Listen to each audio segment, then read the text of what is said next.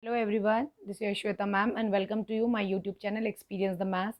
And today in this video we are going to solve 10th class uh, chapter 13 exercise 13.1 question number 3rd. So let's start with the question number 3rd. What it says: a toy is in form of a cone, radius 3.5 centimeter, mounted on a hemisphere. Mounted on a hemisphere of the same radius. The total height of the toy is 15.5 centimeter. Find the total surface area of the toy. So as we discussed in the previous video that in your 10th standard we are trying to find out the surface area of the combined figure. So in this figure it is given that a cone which is mounted on a hemisphere. That means hemisphere is at the bottom and cone is on the top. So it will be in this way.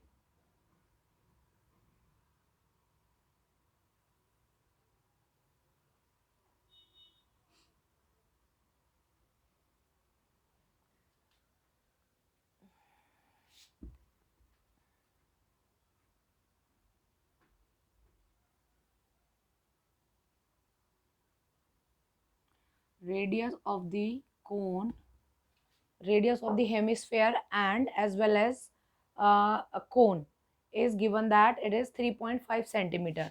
So it is 3.5 centimeter. The total height of the toy is 15.5 centimeter.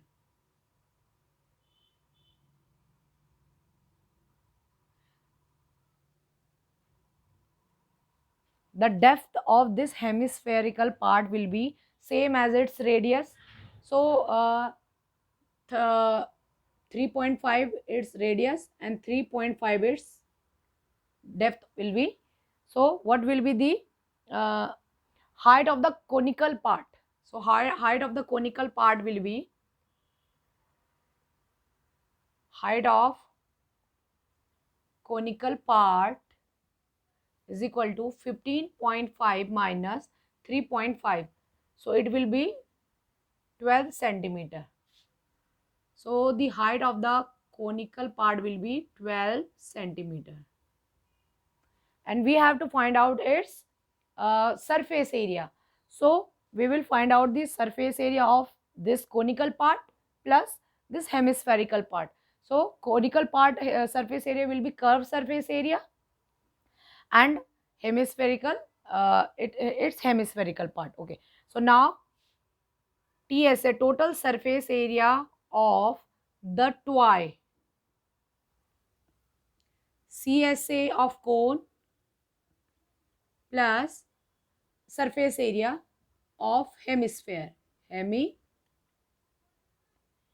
hemisphere. Okay, 2 pi surface area of cone pi RL plus surface area of hemisphere 2 pi r square. Okay, now for the surface area or curved surface area of this conical part, we require the slant height of the cone. For this we have the height of the cone, radius of the cone, so we can easily calculate the slant height. Suppose we are considering it L. So L square, L will be equal to under root 12 square plus 3.5 square. इसको जब हम करेंगे तो ये 144 plus 3.5 whole square that will be equal to 156 no 12.25. तो इनका जब हम कैलकुलेशन करेंगे तो ये आ जाएगा 154.25. ठीक है, 156 सॉरी, आप इसको कैलकुलेट करके फाइंड आउट कर सकते हैं. तो जब हम इसको सिंप्लीफाई करेंगे तो वो आ रहा है 12.5 सेंटीमीटर. तो यहाँ से हमें स्लैंट हाइट भी मिल गई है कोन की, रेडियस हमारे पास है. We can easily calculate the pi R L. तो अब हमारे पास सारी चीज़ें, तो डायरेक्ट हम TSA वाले फॉर्मूले में रख लेते हैं.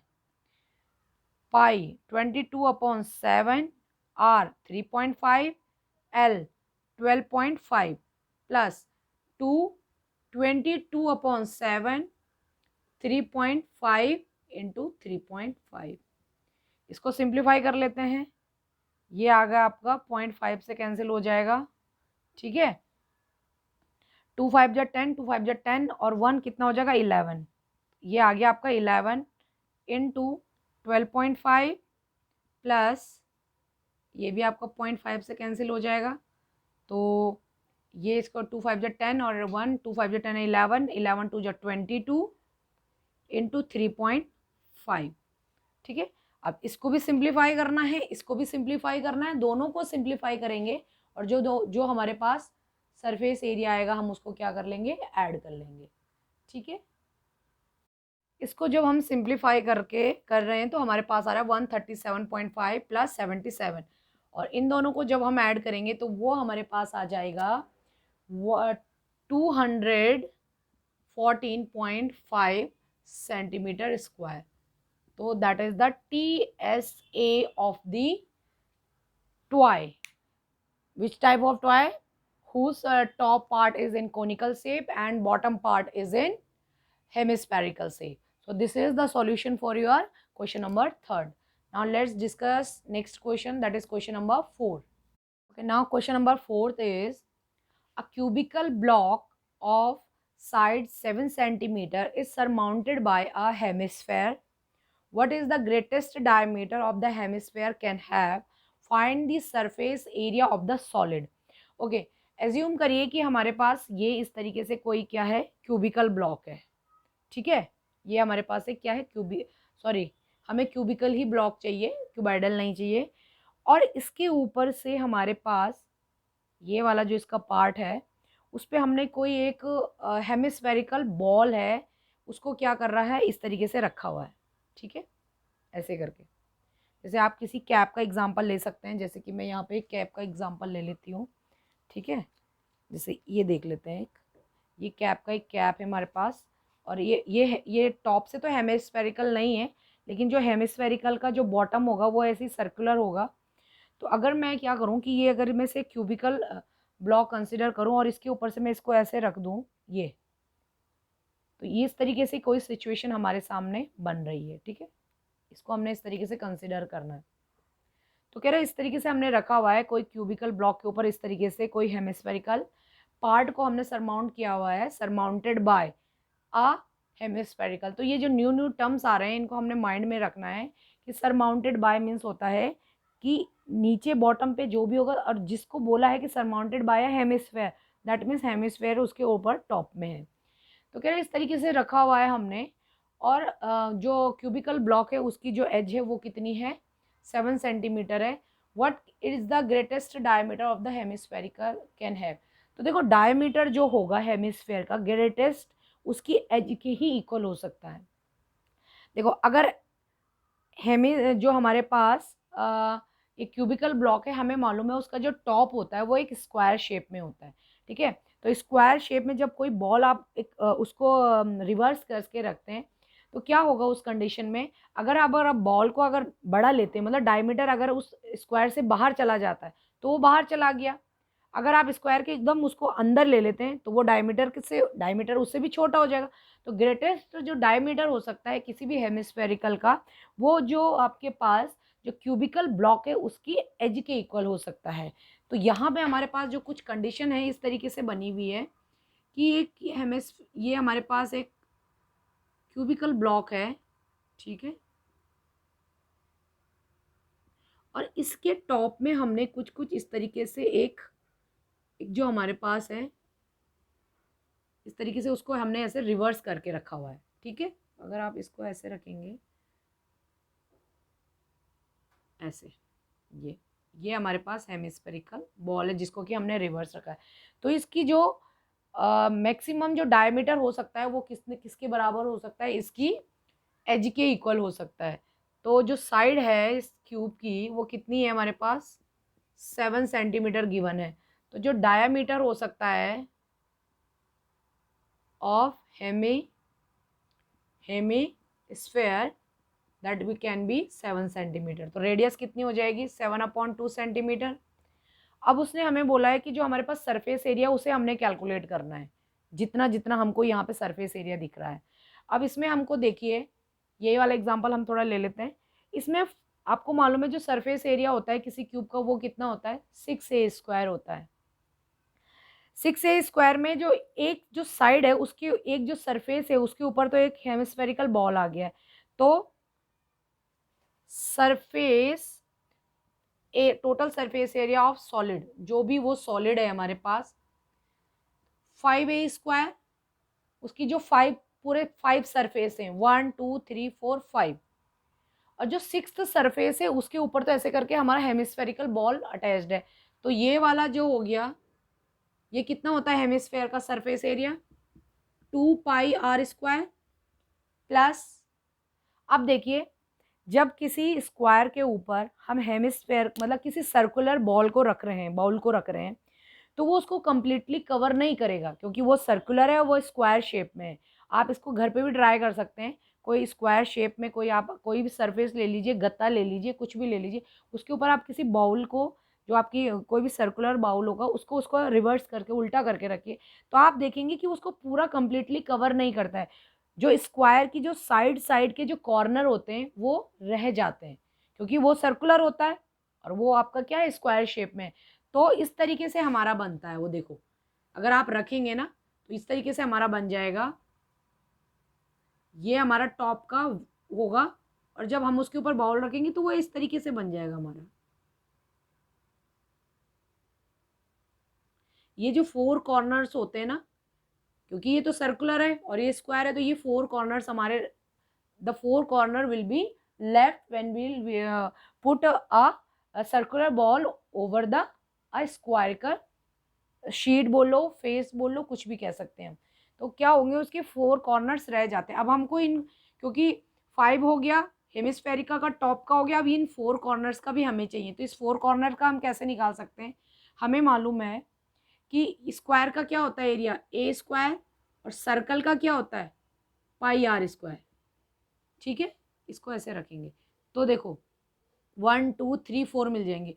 इस पूरे स्क्वायर में से अगर मैं सर्कुलर को रिमूव कर दूंगी तो ये 4 कॉर्नर बचेंगे, तो ये भी तो सरफेस में काउंट होगा। तो इस तरीके से हमारा ये वाला पॉइंट आ जाता है। तो ये बहुत, यही पॉइंट यहाँ पे इंपॉर्टेंट है समझने को कि ये a² माइनस πr² कैसे आता है। ये इसीलिए आता है क्योंकि एक हमारा स्क्वायर होता है और उसके ऊपर हमने सर्कल रखा हुआ है, तो सर्कल को जितना उसे कवर किया वो तो इधर आ जाएगा, और बाकी जो 4 कॉर्नर्स बच गए उसका एरिया हम ऐसे निकालेंगे। तो ये आ गया 6a² प्लस πr²। अब इसको हमने कैलकुलेट करना है, 6 इंटू ए कितना है 7 है हमारे पास एज, प्लस 22/7 r², आर कितनी है हमारे पास 7 थी, नहीं सॉरी 7/2 है, 7/2 इंटू 7/2, ये 7 से ये 7 कैंसिल हो जाएगी, ये 11 आ गया आपका, ये कितना हो गया 6 इंटू 49 प्लस 7 11 जा 77/2। ठीक है, इसको कॉमन ले लें, 7 यहाँ से 7 कॉमन लेंगे, यहाँ बच जाएगा 6 42 बच जाएगा यहाँ पे, प्लस और यहाँ पे 11/2 बच गया है ना, क्योंकि 7 हमारा बाहर आ गया, तो आ गया 7/2 है ना, दिख रहा है ना, 7/2 इंटू कितना आ गया इसके ब्रैकेट में 8 4 प्लस 11 है ना, 2 को एलसीएम ले लिया, 4 और 8 और इस 2 को यहाँ ले आए। अब इन दोनों को ऐड करना है तो देख लेते हैं कितना आ रहा है फटाफट से, 7/2 इंटू 84 एंड 5 एंड 9, ये हो गया 5 और ये हो गया 9। तो अब आप इसको कर लीजिए मल्टीप्लाई, 7 5 जा 35, 5 3 कैरी एंड 7 9 जा 63, और 63 एंड 3 69, 69/2 सेंटीमीटर स्क्वायर। इसको डेसिमल में कन्वर्ट कर लेंगे आप, ठीक है, तो आपका आंसर आ जाएगा। तो इस तरीके से हम ये वाला क्वेश्चन नंबर 4 को सॉल्व करेंगे। तो इसमें जो मेन पॉइंट है वो यही है कि ये कहाँ से आता है, बच्चे इसे कंफ्यूज हो जाते हैं कि मैम ये कहाँ से आया। तो ये हमारा यहीं से आया कि जो हमारा क्यूब होता है उसका जो हर एक फेस स्क्वायर होता है, स्क्वायर के ऊपर जब हम सर्कल को रखते हैं तो वो उतना एरिया तो कवर हो गया, बाकी के जो 4 कॉर्नर्स बच गए उसके लिए हमें ये करना पड़ता है। ठीक है, तो ये हमारा क्वेश्चन नंबर 4 का सॉल्यूशन था। Okay, now we will discuss about the question number 6. Question number 5 is same as question number 4. So directly I am jumping to the question number 6. A medical capsule is in the shape of a cylinder with two hemispherical stuck at each of its end. The length of the entire capsule is 14 centimeter and the diameter of the capsule is 5 millimeter. Okay, the length of the capsule is again 14 millimeter. सारी जो dimensions है millimeter में given है, तो वो हमारे पास कुछ इस तरीके से है कि capsule ऐसे vertically I am making the vertically.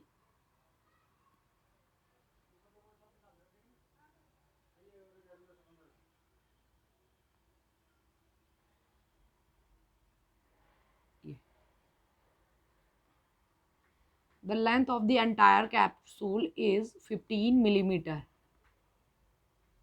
Okay.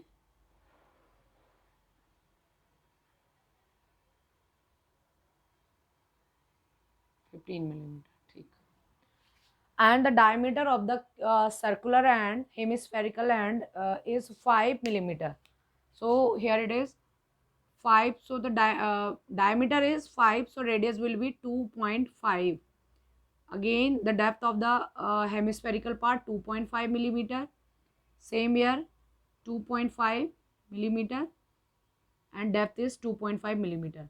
So the length of this cylindrical part which is between of the two hemispherical end will be 2.5 plus 2.5 will be 15. Sorry, it is not 15, it is 14 millimeter. So 14 minus 5, so it will be the 9 millimeter. The height of this cylindrical part will be 9 millimeter.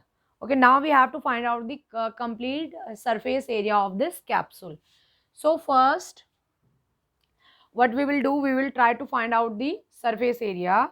So it can be 2 pi r square, 2 pi r square, and the surface area of cylinder is 2 pi r h.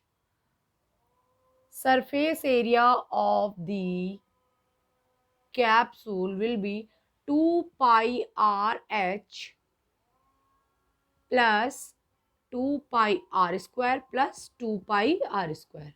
Means 2 pi r square for this one and 2 pi r square for this one. So when we will solve it, so we are going to get 2. So what we will do, we can do one thing, 2 pi r h plus 4 pi r square. So I am going to take 2 pi r as common. So here I will get only h plus 2 r. Okay. So now we will simplify it. So 22 upon 7 and the radius of this hemispherical part is 2.5, that is 5 upon 2. So I am writing it as 5 upon 2. Okay. What is the h? The height of the cylindrical part. H is the height of the cylindrical. This is the h. 9 plus 2 into 5 upon 2. So this 2 will be cancel out. Here again this 2 will be cancel out. So 5 to 10, 5 to 1100 upon 7 into 14. 5 and 9, it will be 14. 7 to 14. So 220 millimeter square. TSA of this capsule will be 220 millimeter square. So that is our required answer. Okay. So this is good question. Only we have to see that the depth of this capsule 2.5 will be equal to its radius. So now we can easily calculate the height of this cylindrical part of the capsule. ये हमें जब मिल जाएगा तो फिर कोई दिक्कत नहीं है इसको कैलकुलेट करने में। ओके, तो this is the solution of question number 6. So that's enough for today class. Thank you children.